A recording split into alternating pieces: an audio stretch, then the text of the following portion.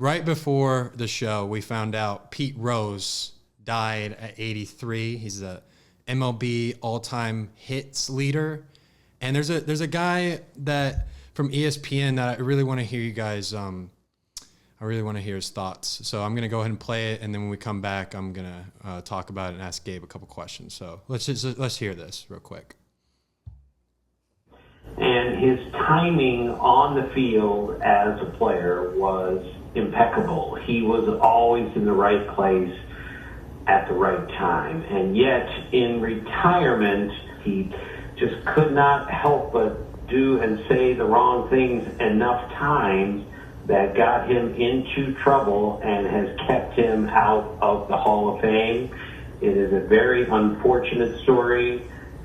It was breathtaking to watch him play, but he made a lot of mistakes along the way. He finally owned up to them, and it's a very complicated legacy for Pete Rose.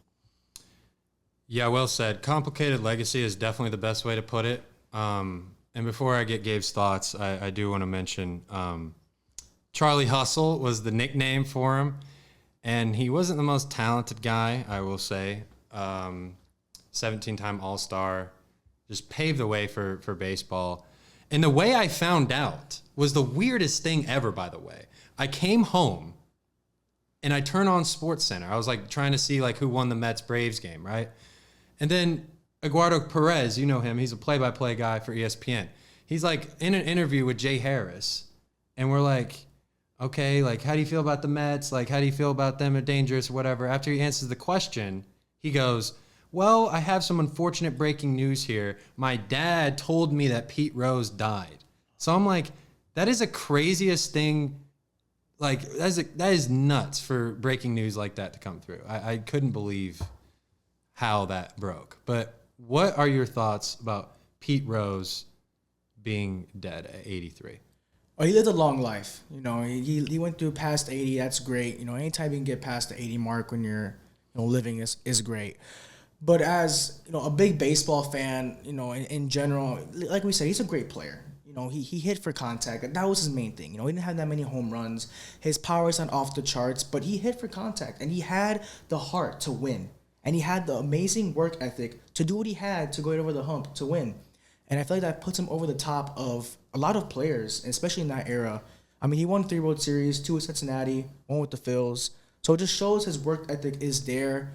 It's unfortunate. I mean, again, we don't know the exact cause of his death. They're not exploring that right now, but it is sad for the baseball world. I personally believe he's one of the best contact hitters of all time, one of the best, players in our game.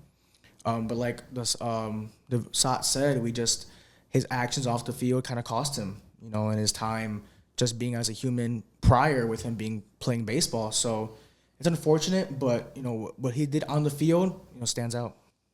Yeah, the field. Yeah, definitely what he did on the field stood out, and then what he did off the field stood out too. I mean, the gambling and all that stuff, and it was weird because when the gambling initially started, he was still a player manager for like 3 years, and then he goes and is a full-time manager, and then we know what happened after 1989. But unfortunately, it's definitely crazy to think about. But there's one question I wanted to ask you.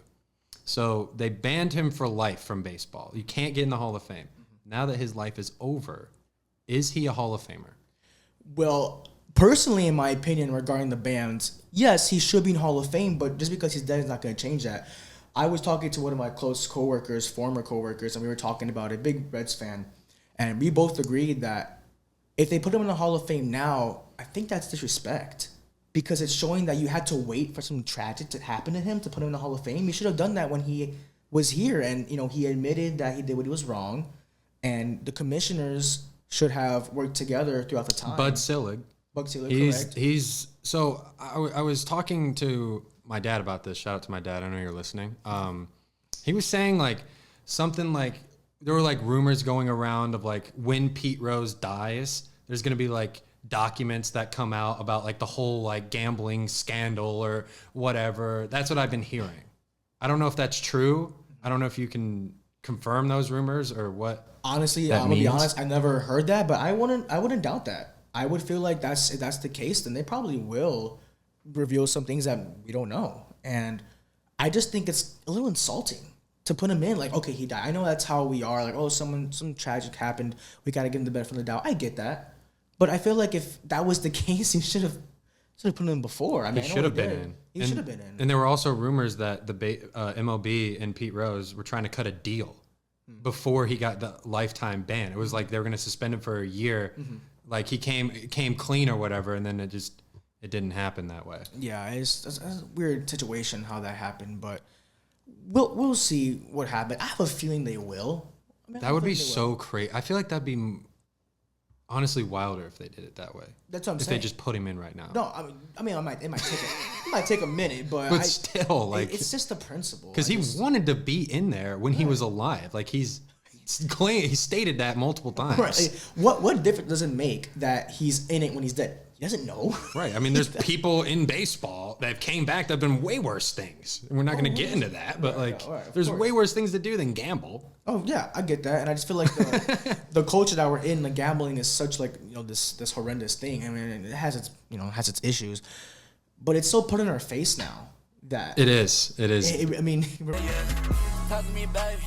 Talk to me nice. I'm from another world, baby. Yeah, right way paradise. They think I'm way too cold 'cause I put my